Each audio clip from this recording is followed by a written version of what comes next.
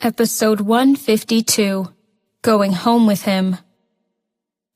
Fighting back the urge to cry, Serena answered, "I see. Dad, you should go to bed. Good night." "Come drink a cup of milk before bed. I warmed it up for you," Travis said to her warmly. Feeling a bit reluctant to go out, Serena did not want to waste her father's effort. Getting up and walking to the door barefooted, she opened the door and did not see her dad, but her first reaction was to slam the door shut.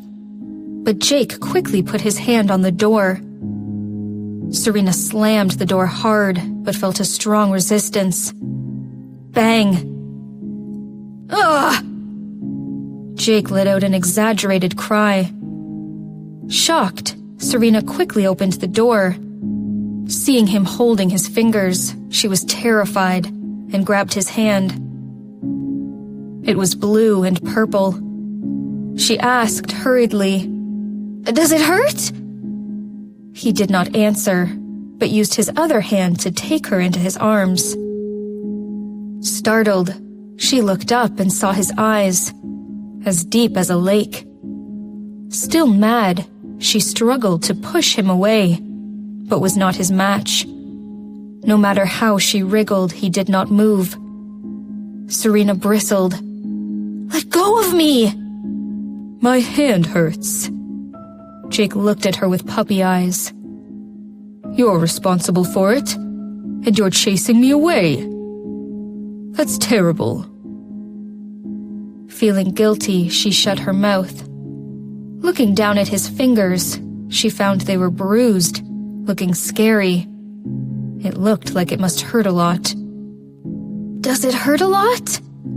"Of course," Jake complained. Serena took pity on him, but when she caught a glimpse of the smile in his eyes, she quickly turned her head away and said, "You are so fragile as a man." Travis overheard this and did not know what to say. Wouldn't a man get hurt? Of course it hurt a lot when one's fingers were jammed. However, Jake followed her logic. "Yes, I am. That's why I need my wife to comfort me." His pleading tone made her go soft. She looked at him again and whispered, "So it really hurts?" "Yes, I'm dying here." Travis Green could not stand to watch any more and quickly left. Taking his hand, Serena walked into the bathroom and ran the tap water on his fingers. A bruise could not be treated with medicine immediately. It must be cooled down first, she thought to herself. Jake had a soft look in his eyes. Looking down, he found she was still barefooted. Taken by his arms, Serena let out a cry and heard him say, "Step on my feet." She looked down and saw her feet turning red because of the cold floor. She followed his advice and stepped on his feet.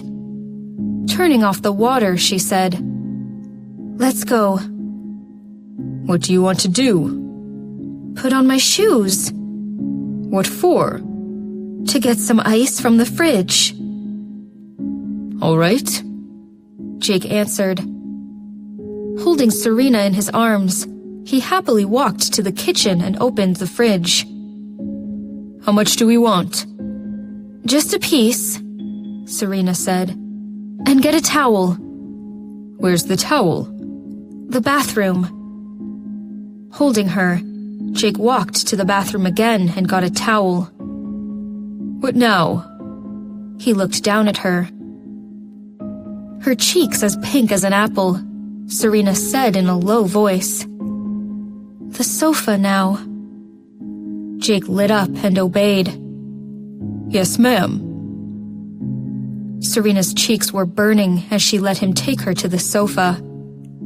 Taking the ice and towel from Jake, she wrapped the ice in the towel, grabbed his injured hand, and put it on his bruise. His hand caught her by her soft fingers. Although his fingers felt cold, his heart became warm. Looking gently at her, he whispered, I found Stephen wrong. Serena paused and looked at him, surprised. Stephen wrong? Yes.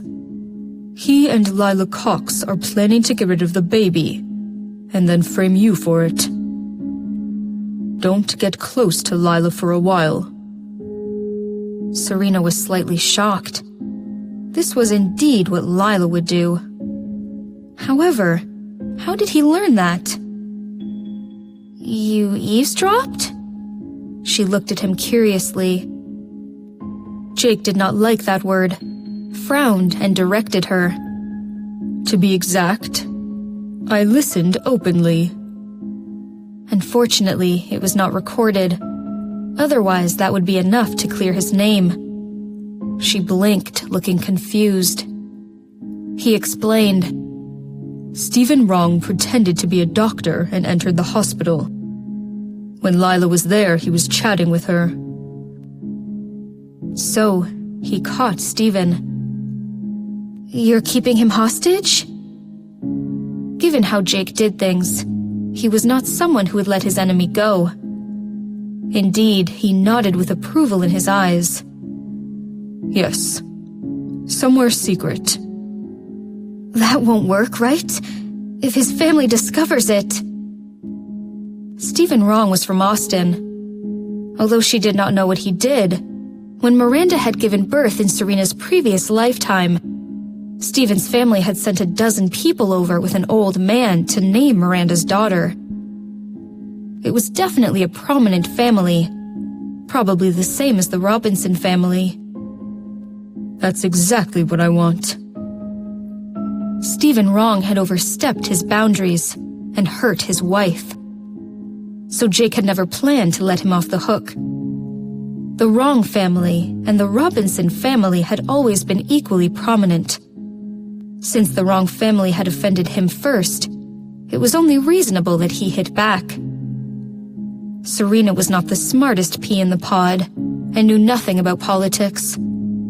She chose to take Jake's word for it and asked, Then what about Lila Cox? The name was a tumor in Serena's heart. As time passed by, it only grew worse. In the hospital. Jake wanted to say something more when his phone suddenly rang. It was Miranda. Mr. Robinson, Mr. Wrong pretended to have a seizure. I called a doctor, but he injured the doctor and took your mom hostage. Since Jake did not put the call on speaker, Serena could only hear Miranda's voice, but not what she was saying. She saw Jake's eyebrows knitted. Eventually, his eyes became darker as he asked, My mom? Yes. What is she doing there? Miranda paused and said confused, I thought you asked her to come. Jake said in a deep voice. I see. Calm him down and I'll be right there. Okay.